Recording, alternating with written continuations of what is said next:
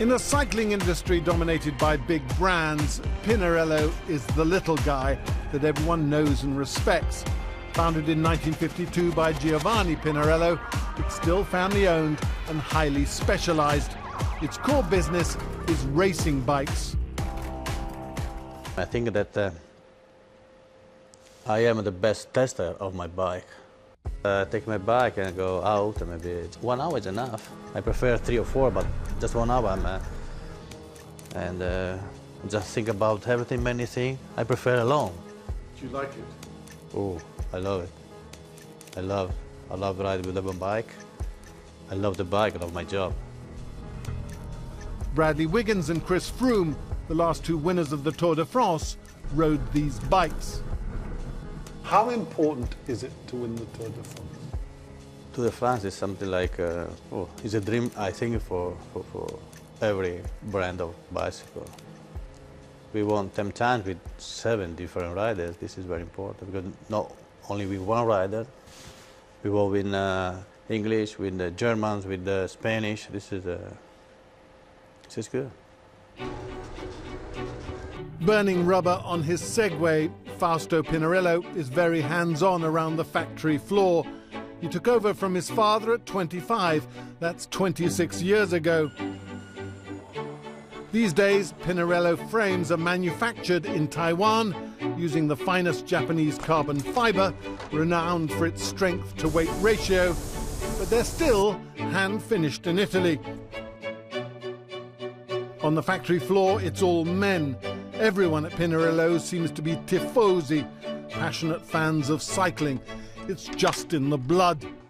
Quando ero molto piccolo mi dava il senso di libertà, potevo muovermi, andare in giro, vedere paesi nuovi, gente nuova. Ho sempre amato lo sport per questo. For a long time, the Pinarello frame was simply steel and welded joints, and then the materials changed.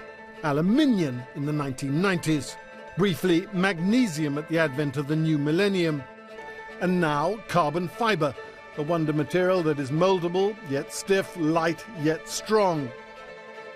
The regulations require the frame to keep to a basic geometry of 2 triangles.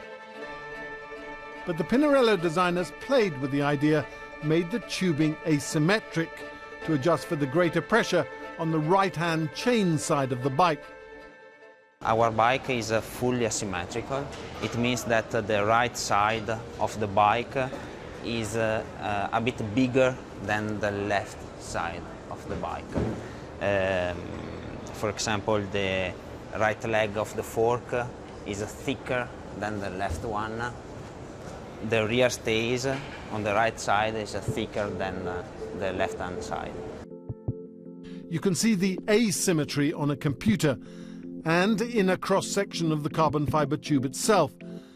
The racing bike has to be strong, but it also has to have a bit of give. They say that our frame, they're like something like a sensual frame. They say, okay, because the shape of the front fork or the shape of the rear stay, okay, maybe this is a little bit design, but there is a reason.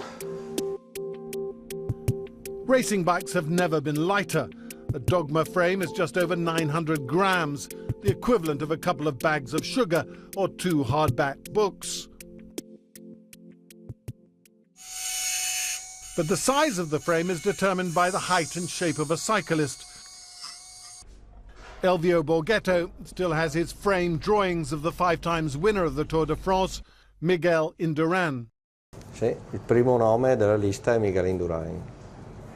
Qui c'è la misura del telaio, la misura del manubrio, la misura dell'attacco manubrio, la misura del pedivella. E poi c'è tutta la lista dei corridori di quel periodo. Lui era differente da tutti, era molto alto, aveva un torace molto sviluppato, un muscolo femorale molto grosso e quindi bisognava costruire un telaio con uno sterzo molto grande per poterlo mettere in posizione. And Froome, is he different? È l'opposto, Froome è molto alto, però è molto esile, con una muscolatura molto esile, molto piccola. Quindi riesce a scendere molto di più.